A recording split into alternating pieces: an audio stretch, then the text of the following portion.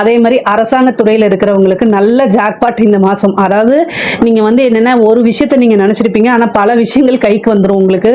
அதாவது ஒரு 1000 ரூபாய் எதிர்பார்த்தீங்க அப்படின்னா 10,000 ரூபாயா கிடைச்சா எப்படி இருக்கும், அந்த மாதிரி ஒரு அமைப்பு இந்த மாதத்தில் இருக்குது. கரெக்டாக யூஸ் பண்ணிட்டீங்க அப்படின்னா ஒரு நல்ல அமௌண்ட்டை சேர்த்திடலாம். அதை வச்சு நீங்கள் ஒரு ப்ராப்பர்ட்டி வீடு வாங்குறது இந்த மாதிரி வாங்குறதுக்கு உண்டான அமைப்புகள் இருக்குது. நிறைய பேருக்கு வீடு மாற்றங்கள் இருக்குது, புதுசாக வீடு வாங்கக்கூடிய அமைப்புகள் இருக்குது.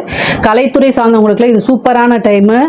நல்ல முன்னேற்றங்கள், புது புது வாய்ப்புகள் தேடி வரும். நல்ல காசு பணம் சம்பாதிக்கக்கூடியது.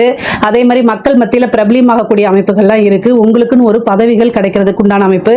அரசியல்வாதிகளுக்கு ரொம்ப ரொம்ப சூப்பராக இருக்குங்க. மிகப்பெரிய முன்னேற்றம்.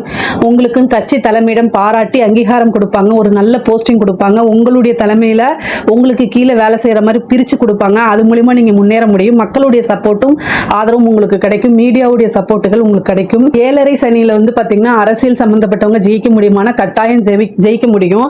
7.5 சனி இருந்தால் தான் பொதுமக்களுடைய எப்போல்லாம் வந்து சனிச்சந்திரன் தொடர்பு வருதோ அந்த டைமில் தான் பொதுமக்களுடைய ஆதரவு வந்து அபரிதமாக இருக்கும். அதனால் இந்த டைமை கரெக்டாக யூஸ் பண்ணிக்கிட்டீங்க அப்படின்னா நீங்கள் வந்து மக்களால் அங்கீகரிக்கப்பட்ட ஒரு நபராக மாறுவீங்க. அது வரலாற்றில் இடம் பிடிக்கிறதுக்கு உண்டான அமைப்புகள்லாம் மாறும். பொதுவாகவே மேச ராசியை பொறுத்த வரைக்கும் பொருளாதார ரீதியாக இந்த மாதம் ரொம்ப ரொம்ப சூப்பராக இருக்குது.